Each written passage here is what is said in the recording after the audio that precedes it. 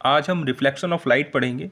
Reflection of light का मतलब ही होता है लाइट का रिफ्लेक्ट करना, मतलब लाइट किसी चीज़ पर टकराएगी और कैसे रिफ्लेक्ट करेगी, वही होता है रिफ्लेक्शन ऑफ लाइट। तो हम यहाँ पे लाइट को किस पे रिफ्लेक्ट करेंगे? प्लेन मिरर पे करेंगे। प्लेन मिरर क्या मतलब? जो हमारे घर में यूज होता है मिरर, उसी मिरर पर यूज करेंगे। तो इसमें हम क्या करते हैं, एक इंसिडेंट रे लेते हैं। इंसिडेंट रे उसे कहते हैं जो लाइट मिरर पे टकराती है, यानी इंसिडेंट उसे रे किसे कहते हैं? जो रे प्लेन मिरर पर टकराती है। और रिफ्लेक्टेड रे किसे कहेंगे?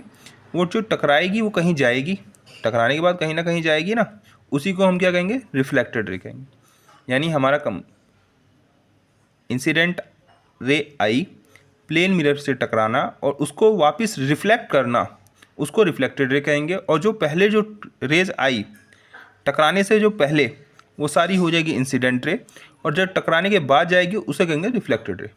अब क्या होता है, इन दोनों रेज के बीच में ना एक एंगल बनता है, मतलब कोई भी आएगी, यहाँ इधर आया, इधर से इधर टकरा के चली गई, तो इन दोनों के बीच में एक एंगल बनेगा। उसको हम क्या करेंगे? हाफ में डिवाइड करेंगे। हाफ में डिवाइड करने का मतलब है, एक प्लेन मिरर लेंगे, प्लेन मिरर पे ही टकराया है इसने, तो प्लेन मिरर से परपेंडिकुलर, प्लेन मिरर से परपेंडिकुलर एक लाइन खींचेंगे।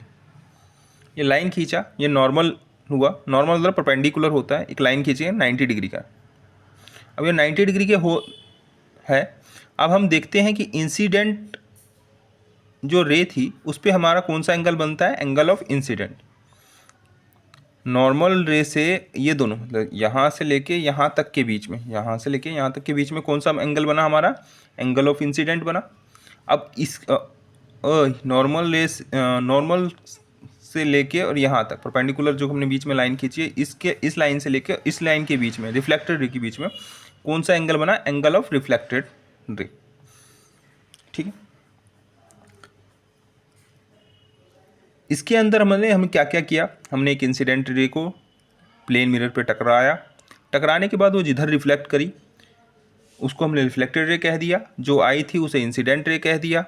इन दोनों प्लेन मिरर के बीच में एक लाइन परपेंडिकुलर खींची प्लेन मिरर के रिस्पेक्ट में, उसका आधा जो एंगल इधर का बना उसको हमने इंसिडेंट एंगल कह दिया, एंगल ऑफ इंसिडेंट कह दिया। और जो इधर का एंगल बना रिफ्लेक्टेड रे की साइड में, उसे हमने एंगल ऑफ रिफ्लेक्टेड कह दिया। ठीक है, बस। अब हम पढ़ते हैं law of reflection. Law of reflection इसी से जन्म लिया इसने। तो इस लॉ ऑफ रिफ्लेक्शन में क्या हुआ? Angle of incident equal to angle of reflected, यानी angle of incident equal to angle of reflected, यानी angle I equal to angle R होता है।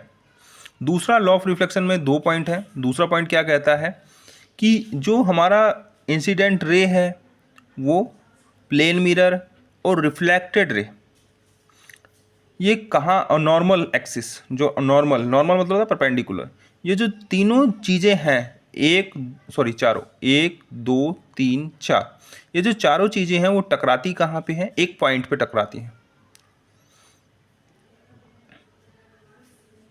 एक पॉइंट पे या सेम प्लेन पे, मतलब सेम प्लेन पे टकराती है।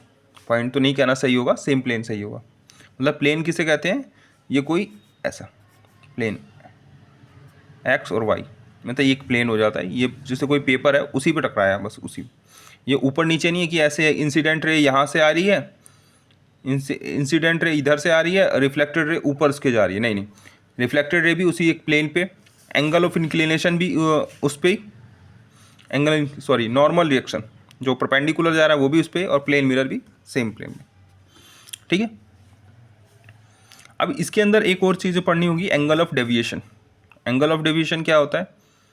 एंगल ऑफ डेविएशन, जैसे मान लीजिए हमारी इंसिडेंट रे आ रही है, इसको हम थोड़ा आगे धीरे धीरे बढ़ाते हैं, तो ये कि स्ट्रेट लाइन जाएगी, और स्ट्रेट लाइन पे हमारा कौन सा एंगल बनता है? स्ट्रेट लाइन पे हमारा कौन सा एंगल बनेगा? 180 डिग्री का बनता है, 180 डिग्री का एंगल बनता है। अगर मैं इसमें से कोई ऐसी लाइन एंगल, कोई भी एंगल, एक एक्स एंगल बना लिया, तो मुझे इधर का जो एंगल निकालने के लिए हम क्या करेंगे? 180 डिग्री माइनस एक्स करके जो भी यहाँ एंगल आएगा, यहाँ क्या आएगा? 180 डिग्री माइनस x आ जाएगा, मतलब इसका माइनस कर देंगे। वही इसमें हमने किया है एंगल ऑफ डेविएशन निकालने के लिए। एंगल ऑफ डेविएशन निकालने के लिए क्या करा हमने, पहले तो हमने इन तीनों को लिख लिया, angle of incident plus angle of reflected plus angle of deviation, ठीक है, इक्वल टू 180 डिग्री, क्योंकि हमें पता है ये तीनों का मतलब ही कितना होता है, 180 डिग्री होता है। अब क्या करेंगे, एंगल ऑफ डेविएशन निकालना है तो हम इन दोनों को माइनस कर देंगे, इन दोनों को एंगल ऑफ इंसिडेंट और एंगल ऑफ रिफ्लेक्टेड को माइनस कर देंगे। माइनस करने के लिए क्या करेंगे, हमें पता है angle I equal to angle R होता है। क्यों होता है, क्योंकि लॉ ऑफ रिफ्लेक्शन ने वो बता रखा है हमें और हमें पता है। तो एंगल ऑफ रिफ्लेक्शन यहाँ पे हमने क्या करा, angle of I is plus angle of I, क्यों किया, क्योंकि एंगल ऑफ आई बराबर एंगल ऑफ आर होता है, तो एंगल ऑफ आई कर दिया प्लस डेल्टा कर दिया इक्वल टू 180 डिग्री। यहाँ 2 हो गया, इन दोनों को जोड़ दिया 112 आई हो गया angle of, plus angle delta equal to 180 degree. तो एंगल ऑफ डिवीजन हमारा कितना आ गया, angle of delta equal to 180 degree minus 2 I, वही जो मैंने अभी आपको यहाँ बताया तो नहीं आया, ठीक है।